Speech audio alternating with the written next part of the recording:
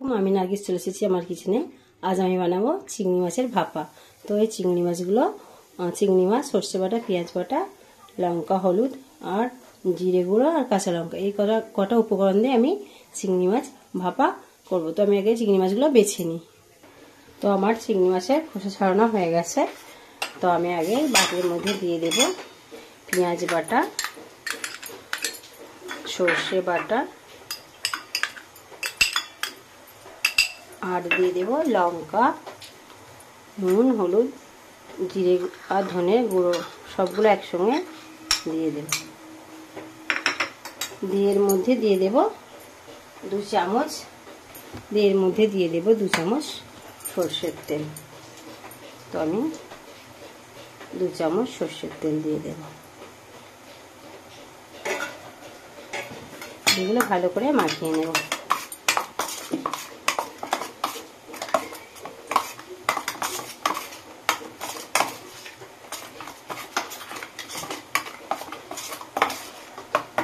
এর মধ্যে দিয়ে দেব সেই চিংড়ি মাছগুলো। আমি এখানে 300 গ্রাম চিংড়ি মাছ নিয়েছি। সব ভালো করে মাখিয়ে নেব।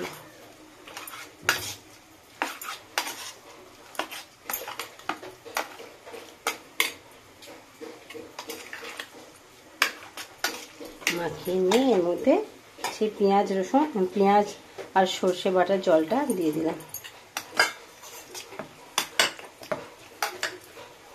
এর মধ্যে দিয়ে দেবো কাঁচা লঙ্কা ছিঁড়াগুলো, দিয়ে আমি ঢাকা দিয়ে দেবো। দিয়ে আমি আগে থেকে কড়াইতে একটা জল ফোটাতে দিয়ে দিয়েছিলাম, এর মধ্যে আমি দিয়ে দেব। দিয়ে দেব ঢাকাটা। কিছু সময় পর খুলবো।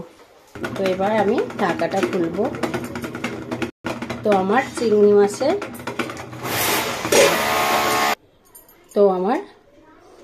মাছের ভাপাটা এবার আমি নামিয়ে নেব। প্রচণ্ড গরম, তো প্রচণ্ড গরম, আমি একটা কাপড় দিয়ে এটাকে নামাচ্ছি। তো নামিয়ে নিলাম। তো এটাকে এবার আমি খুলবো। দেখুন আমার চিংড়ি মাছের মালাইকারি একেবারে রেডি। আমার চিংড়ি মাছ ভাপাটা একেবারে রেডি। দেখুন কি সুন্দর হয়েছে। তো আমার চিংড়ি মাছ ভাপাটা পুরোপুরি রেডি। আপনাদের যদি আমার চিংড়ি মাছ ভাপাটা ভালো লাগে তো লাইক করবেন, শেয়ার করবেন আর নতুন কেউ হলে সাবস্ক্রাইব করে দেবেন। আজকের মতো এতটা। আবার নতুন কোনো রেসিপি নিয়ে আপনাদের সামনে হাজির হব। খোদা হাফেজ।